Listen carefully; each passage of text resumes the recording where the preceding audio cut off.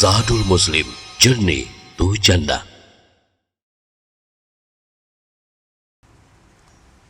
Bismillahirrahmanirrahim. Assalamualaikum warahmatullahi wabarakatuh. Alhamdulillahi rabbil alamin.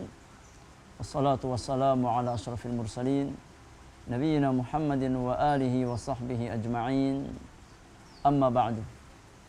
Ikhwani fillah wa akhwati fiddin, a'azzakumullah. Mari kita lanjutkan pelajaran kita di dalam mengkaji Risalah Mukhtasar Kitabil Ilmi. Kita masih membahas sebab yang kedua di antara sebab-sebab tahsilul ilmi, mendapatkan ilmu, adalah dengan cara al-muthabarah, tekun, wal istimrar, serta continue di atas jalan-jalan ilmu. Kita sampai pada perkataan penulis di halaman yang ke-50. Wa anhu aidan, dan juga diriwayatkan dari Ibnu Abbas radhiyallahu anhuma bahwasanya beliau berkata, Ibnu Abbas berkata, in kana la yablughuni al-hadithu 'anir rajuli faati babahu. Sungguh, kata Ibnu Abbas, tatkala aku mendengar sebuah hadis dari seseorang bahwasanya si fulan beliau memiliki hadis Rasulullah sallallahu alaihi wasallam, maka aku kejar orang tersebut. Aku datangi pintunya. Tatkala aku mendengar bahwasanya si fulan dari kalangan sahabat dia memiliki hadis Nabi sallallahu alaihi wasallam, maka aku datangi rumahnya. Aku datangi rumah sahabat tersebut. Wa huwa qailun, tatkala dia dalam kondisi qailulah, yakni tidur siang. Fa atawassadu ridai ala babihi, maka demi bisa bertemu dengan sahabat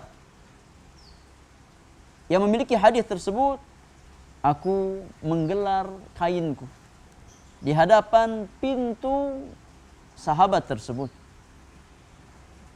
Tasfir rihu alayya minat turab, teriknya panas matahari, teriknya gurun pasir.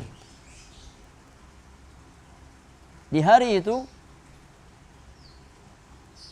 berhembus di mukaku, kata Ibnu Abbas. Namun aku bersabar, menahan panasnya terik matahari, menahan debu di gurun pasir, demi mendapatkan hadis dari Nabi sallallahu alaihi wasallam. Fayakhruju, sampai sang penghuni rumah itu pun keluar dari rumahnya. Fayaqul, dan tatkala beliau melihat Ibnu Abbas, maka dia berkata kepada Ibnu Abbas, ya ibna ammi Rasulillah, ma ja'a bika, wahai anak paman Rasulullah SAW, apa yang membuat engkau datang ke rumahku, wahai Ibnu Abbas? Ala arsalta ilayya fa'atik, kenapa engkau tidak cukup mengutus seseorang biar aku yang mendatangi engkau, wahai Ibnu Abbas? Engkau adalah keluarga Nabi sallallahu alaihi wasallam. Engkau adalah bagian dari keluarga Rasulullah sallallahu alaihi wasallam. Cukup bagimu mengutus seseorang datang kepadaku dan aku yang mendatangi engkau, wahai Ibnu Abbas. Ini sikap sahabat tersebut. Maka lihat bagaimana sikap Ibnu Abbas radhiyallahu taala anhuma. Kata Ibnu Abbas radhiyallahu anhuma, fa aqul ana ahaqqu an atiyaka, wahai fulan, wahai sahabat Rasulullah sallallahu alaihi wasallam, sungguh aku lebih berhak untuk mendatangi dirimu. Aku lebih layak untuk datang ke rumahmu. Karena itu kaidah para ulama bahwasannya al-ilmu yu'ta wa la ya'ti. Ilmu itu didatangi. Ilmu itu didatangi. Kita yang menjemput ilmu itu, mencari ilmu itu. Bukan ilmu yang yang mendatangi kita. Kata Ibnu Abbas, ana haqqu an atiyaka, aku lebih berhak untuk mendatangi dirimu. Fa as'aluhu 'anil hadis. Kemudian aku pun bertanya kepada beliau tentang hadis Rasulullah sallallahu alaihi wasallam. Kata penulis, fa Ibnu Abbas radhiyallahu anhuma tawadhu'a lil ilmi. Untuk perhatikan bagaimana ketawaduan Ibnu Abbas.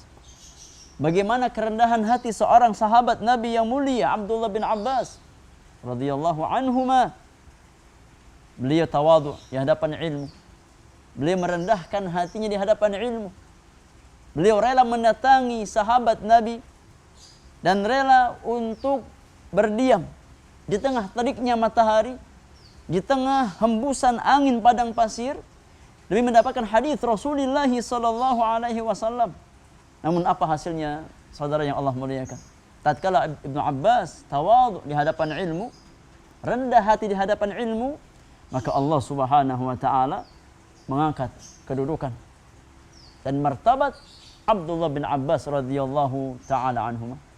Sadaqa Rasulullah sallallahu alaihi wasallam. Sungguh benar sabda Nabi yang mulia alaihi salatu wasalam tatkala Nabi berdoa meminta kepada Allah Subhanahu wa taala untuk sepupunya, untuk anak pamannya.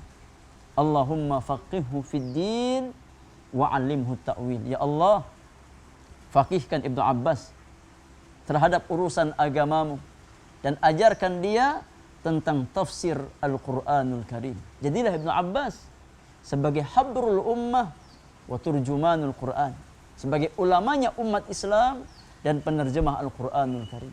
Semua yang didapat saudaraku bukan dengan fisik yang santai, tapi didapat dengan usaha yang keras, ketekunan dan kesungguhan di dalam mempelajari agama Allah Subhanahu wa taala.